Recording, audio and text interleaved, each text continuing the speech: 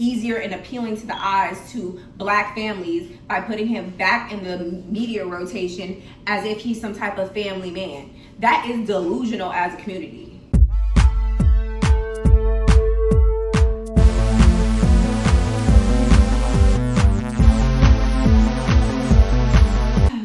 Good evening, welcome back to my YouTube channel, Panda on Panda. It's your favorite and God's favorite Panda.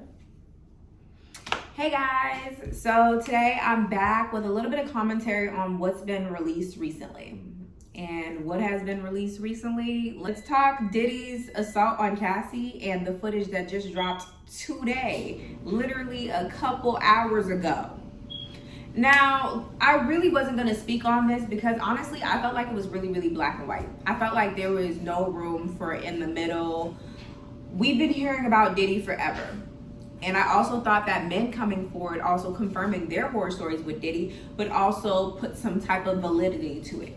But now I see that America literally just does not care about sexual assault. And I do find it interesting how men get on these podcasts and talk about how men's sexual assault isn't taken seriously, or the things that men go through that women typically go through isn't taken seriously. But it's like sexual assault as a whole has not been taken seriously. Like, y'all think it's a game, and I'm side-eyeing our whole community, the Black community, the whole US of A. I'm side-eyeing everybody that lets this go down. I really just cannot F with y'all on this level. And I'm not gonna get into no argument with y'all about it, okay? Because I said what I said, and you're just gonna have to fight me in the comments. But let's get to the specifics. Here's what we know. And I really felt like it was important for me to talk about it, only because I was recently arguing with somebody in the comments of a Diddy post on the Shade Room. And he was like, oh, we haven't seen any evidence. Mind you, there's court documents listing the evidence that Cassie has. And that's also the reason why Diddy decided to just give her money and pay her out. He was like, oh, that's just a civil lawsuit. And I'm like, I could tell that you guys would think slavery was okay just because it was legal. Like, y'all can't think for yourselves. And that's the problem, and that's the reason why the US is not going anywhere. This is why we still have Trump and Biden running the elections. Like, they shouldn't even be contenders. Biden or Trump shouldn't have been allowed to be in the running this year. But y'all aren't trying to change. Y'all aren't trying to do better. You're not trying to be less gross. Let's get to the specifics. So the alleged assault took place in 2016 with Diddy assaulting his ex-girlfriend, Cassandra Ventura, aka Cassie. According to CNN, the outlet obtained the exclusive footage, which was published in an article on Friday, May 17th. The footage is reportedly dated March 5th, 2016, and shows the former couple at the now closed Intercontinental Hotel in Century City, Los Angeles.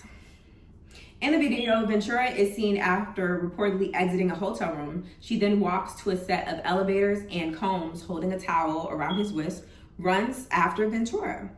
When he reaches her, he is seen grabbing the back of her neck and throwing her to the floor.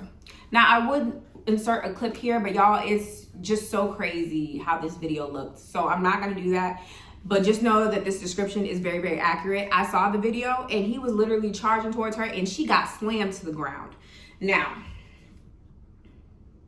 after turning around, Diddy kicks Ventura multiple times and retrieves her purse and other items from the floor.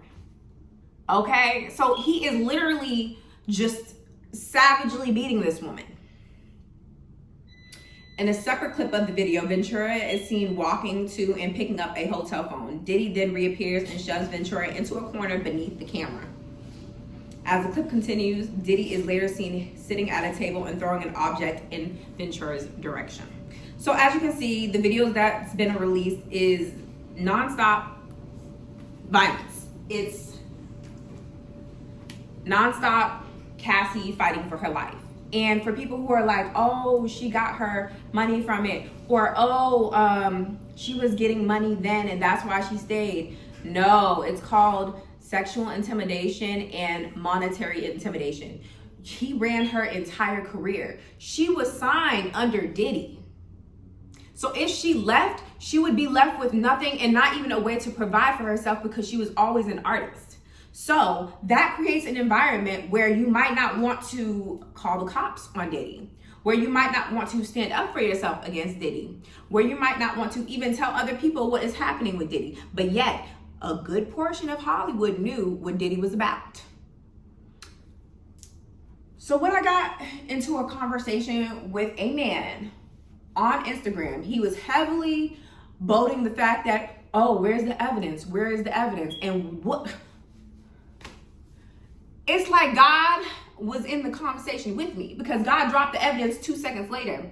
But guess what? There was evidence before this. Multiple victims coming out about sexual assault is evidence. I know that y'all don't see it as evidence, but it is evidence. When multiple people said you did a thing, it's evidence. Like, I don't know what y'all, that is evidence. That is evidence. When a bunch of people get around and say that you did the same thing, baby, that's evidence. And I just wish y'all would be honest with yourself and just say that you don't care. But then you would have to admit that you're a bad person instead of just calling me a bitch in the comment section. I don't respect our community for how we deal with this and how we're dealing with this constantly. I don't respect the Shade Room for posting him 1 second laid up with his kids, and then the next second, y'all are releasing the videos of him hitting Cassie. Y'all should have only been reporting court cases on Diddy, not trying to make him easier and appealing to the eyes to Black families by putting him back in the media rotation as if he's some type of family man. That is delusional as a community. No, like seriously, y'all are high-key delusional.